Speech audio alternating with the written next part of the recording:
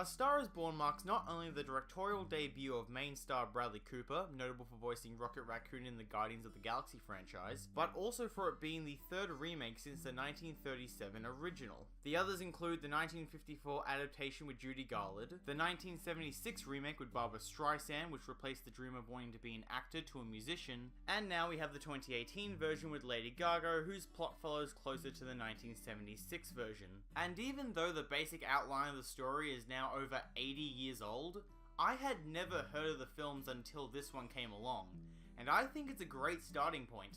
The strongest elements of the movie consist of both the acting and the soundtrack, which are both fantastically used to progress the story and develop the characters. Bradley Cooper and Lady Gaga both pull in great performances that are both as funny as they are heartbreaking. You can really see that both were 100% invested in this product, both by their acting and singing abilities, and it's no wonder they're both being nominated for their parts. And because I've been hearing her songs on the radio since I was 9, I had never imaged Lady Gaga as an actress, and I'm glad to be introduced to her abilities through this role. But it's not just them who bring in great performances. The supporting cast is also really good. From supporting actor nominee Sam Elliott, who brings a very sentimental and well understood approach to his character, to Dave Chappelle, who with little screen time manages to be one of the highlights of the movie, and it's not even a comedic performance like what he usually does. The soundtrack is also really good, from its variety of genres including pop, country, rock and blues, to its ability to progress the story,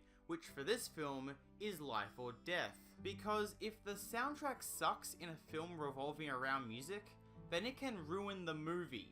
This was one of the main reasons why I did not like 2017's The Greatest Showman, as a majority of the songs were both poorly written and performed. But because many of the songs in A Star is Born were conceived and written by the cast, it creates a closer connection between the music and the characters, and more evidence of why they cared so much about making this film.